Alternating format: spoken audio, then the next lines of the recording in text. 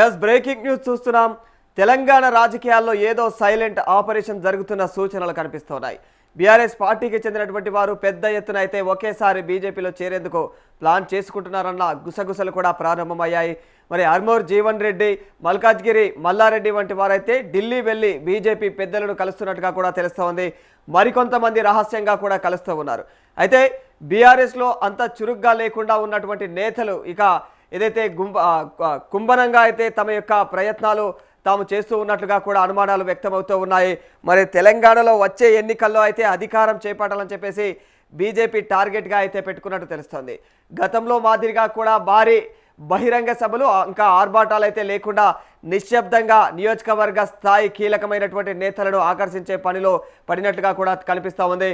ఇక ఆర్మూర్ మాజీ MLA Jeevan Reddy, Malkajgiri MLA Mallareddy వంటి నేతలు ఢిల్లీ పర్యటనలు చేయడం, ఇక అక్కడి అధిష్టానం పెద్దలతో కూడా రహస్యంగా భేటీ కావడం అయితే ఈ అనుమానాలకు బలాన్ని చేకూరుస్తుందనే చెప్పుకోవచ్చు.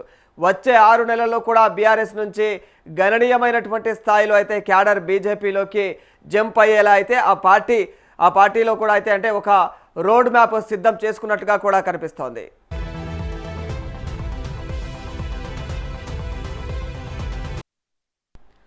తాజాగా ఢిల్లీలో కేంద్ర మంత్రి ప్రహ్లాద్ జోషి నివాసంలో బీఆర్ఎస్ మాజీ ఎమ్మెల్యే జీవన్ రెడ్డి ఇక ప్రత్యక్షం కావడం అయితే ఈ చర్చకు దారితీసిందని చెప్పుకోవచ్చు.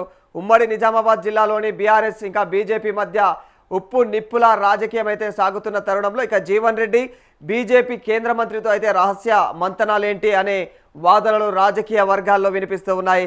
మరి బీజేపీలో చేరేందుకే ఆయన ఢిల్లీ స్థాయిలో అయితే బీజేపీ నేతలతో మంతనాలు సాగిస్తున్నారా, లేక ఏదైనా ఇతర కారణాలతో కేంద్ర మంత్రి నివాసానికి వెళ్లారా అనేది మాత్రం సస్పెన్షన్గా మారిపోయింది. మరి 2023 అసెంబ్లీ ఎన్నికల్లో ఓటమి తర్వాత జీవన్ రెడ్డి రాజకీయంగా అయితే కాస్త సైలెంట్ అయ్యారనే ముఖ్యంగా ఆర్మూర్లోని జీవన్ రెడ్డి మాల్కు కూడా అధికారులు తాళాలు వేసినప్పటి నుంచి అయితే ఆయన బీఆర్ఎస్ కార్యకలాపాలకైతే సైతం అంటిముట్టనట్టుగా అయితే వ్యవహరిస్తున్నారనే టాక్ వినిపిస్తూ ఉంది. మరి ఈ క్రమంలోనే ఆయన బీఆర్ఎస్కు గుడ్ బై చెప్పి బీజేపీ టీంలో చేరబోతున్నట్లయితే ఊహాగానాలు వినిపిస్తున్నాయి.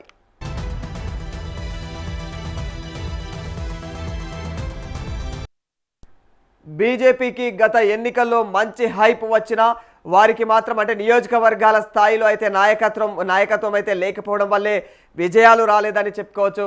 మరి బీజేపీకి రాష్ట్ర వ్యాప్తంగా కూడా ఓటు బ్యాంకు పెరుగుతున్నప్పటికీ చాలా నియోజకవర్గాల్లో అయితే గెలిచే గుర్రాలు మాత్రం లేకపోవడం అయితే ఆ పార్టీకి పెద్ద మైనస్గానే మారిపోయింది. మరి ఈ లోటును పూడ్చుకోవడానికైతే బీఆర్ఎస్లో అసంతృప్తిగా ఉన్నటువంటి భవిష్యత్తు కోసం అయితే ఇక వెతుక్కుంటున్నటువంటి బలమైనటువంటి నేతలపైన అయితే కమలనాథులు కన్నేసినట్లు తెలుస్తూ ఉంది. మరి బీఆర్ఎస్ క్యాడర్ను తనలో విలీనం చేసుకోవడం ద్వారా కూడా కాంగ్రెస్కు ఏకైక ప్రత్యామ్నాయ శక్తిగా ఎదగాలన్నది కూడా ఇక బీజేపీ మాస్టర్ ప్లాన్గా కనిపిస్తోంది. మరి బీఆర్ఎస్ బీజేపీ మధ్య పొత్తులు ఉండవచ్చునని చెప్పేసి ఎక్కువ మంది నమ్ముతూ ఉన్నారు. మరి అదే జరిగితే మాత్రం సగం సీట్లు మాత్రం బీఆర్ఎస్ కోల్పోవాల్సి నా పరిస్థితి ఏర్పడుతోంది. అందుకే రాజకీయ మనుగడ కోసం అధికార కాంగ్రెస్లోకి అయితే వెళ్ళలేని వారందరూ కూడా ఇంకా సహజంగానే బీజేపీని సురక్షితమైనటువంటి వేదికగా భావిస్తూ ఉన్నారు. మరి మల్లారెడ్డి వంటి ఆర్థికంగా రాజకీయంగా బలమైనటువంటి నేతలు తమ సామ్రాజ్యాలను కాపాడుకోవడానికి ఇంకా వారసులకు రాజకీయ భవిష్యత్తు కల్పించుకోవడానికి కూడా బీజేపీ వైపు మొగ్గు చూపుతున్నట్లు తెలుస్తోంది.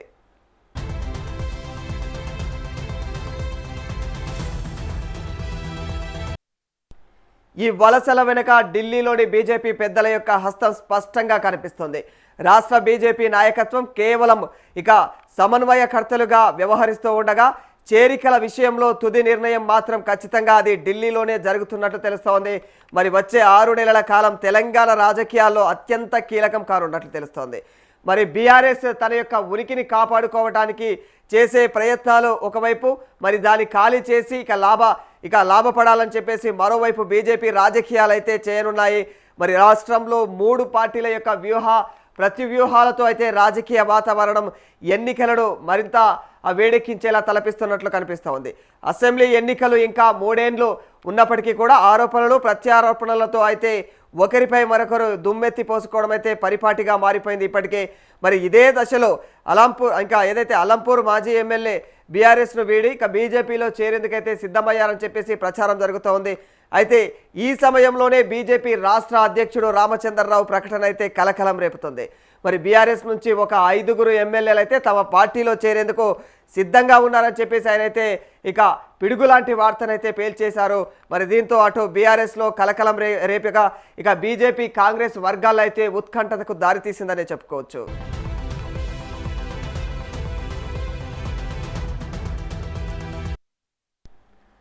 బీఆర్ఎస్ పార్టీలో ఆ ఎమ్మెల్యేలు ఇమడలేక పోతున్నారని చెప్పేసి మరి ఈ కారణంగానే వారు బీజేపీలో చేరేందుకైతే సిద్ధమయ్యారని బీజేపీ రాష్ట్ర అధ్యక్షుడు రామచంద్రరావు ప్రకటించారు. ఇదే ఆరంభం మాత్రమేనని మున్ముందు ఇక బీఆర్ఎస్ నుంచి మరిన్ని చేరికలు ఉంటాయని కూడా ఆయన పిడుగులాంటి వార్తలైతే బయటకు వదిలాడు. మరి ఈ పరిస్థితుల్లో ప్రధానంగా హైదరాబాద్ పరిధిలోని ఎమ్మెల్యేలు అయి ఉంటారా లేకపోతే ఇతర తెలంగాణకు చెందినటువంటి ఎమ్మెల్యేలు అయి ఉంటారా అన్న విషయాల్లో అయితే ఇంకా స్పష్టత రావడం లేదని చెప్పేసి విశ్లేషకులు అభిప్రాయాలను వ్యక్తం చేస్తూ ఉన్నారు. నిజంగానే బీఆర్ఎస్ నుంచి 5గురు ఎమ్మెల్యేలు చేరుతున్నారా లేకుంటే వ్యూహాత్మకంగా రామచంద్రరావు ఈ ప్రకటనను విడుదల చేశారా అన్నది కూడా ఇక తేలాల్సినటువంటి అంశంగా చెప్పుకోవచ్చు. మరి బీఆర్ఎస్లో కేసుల గోల మరోవైపు మరి కాళేశ్వరం కుంపటి నుంచి బీఆర్ఎస్ నేతలు ఉక్కిరి బిక్కిరి అవుతూ ఉన్నారు. మరి ఈ దశలో సరైనటువంటి రీతిలోనే ప్రతిపక్ష పాత్ర పోషిస్తూ ఉన్న ఇక భవిష్యత్తులో ఇటు అధికార కాంగ్రెస్ నుంచి అటు కేంద్రంలో అధికారాన్ని ఇక చెలాయిస్తూ ఉన్నటువంటి బీజేపీ నుంచి అయితే బీఆర్ఎస్ ముఖ్య నేతలకైతే ముప్పు తప్పదనే భావనతో చాలామంది కూడా నేతలు భావిస్తున్నారని తెలుస్తూ ఉంది.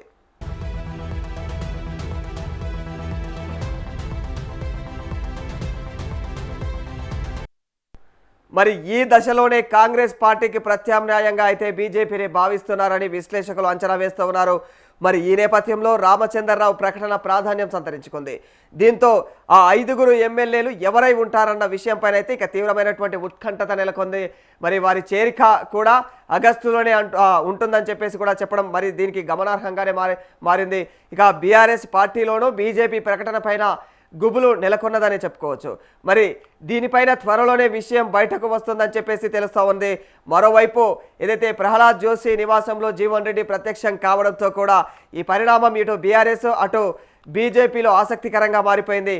త్వరగా బీజేపీలో భారీగా చేరికలు ఉంటాయని నిజామాబాద్ ఎంపీ ధర్మపురి అరవింద్ ఇటీవల తన యొక్క ప్రెస్ మీట్లో కూడా చెప్పారు. మరి దీంతో జీవన్ రెడ్డి విషయంలోనూ బీజేపీ ఆపరేషన్ ఆకర్షణ కొనసాగుతోందా లేకపోతే జరుగుతున్నటువంటి ప్రచారమే నిజం అయితే జీవన్ రెడ్డి చేరికను ఇంకా ఎంపీ అరవింద్ వర్గం అయితే అంగీకరిస్తుందా అనే చర్చ కూడా ఇప్పుడు తెలంగాణ పాలిటిక్స్లో అయితే ఇక వినిపిస్తూ ఉంది. మొత్తంగా కేంద్ర మంత్రితో జీవన్ రెడ్డి భేటీ ఇరు పార్టీలో అయితే హాట్ టాపిక్గా మారిపోయింది.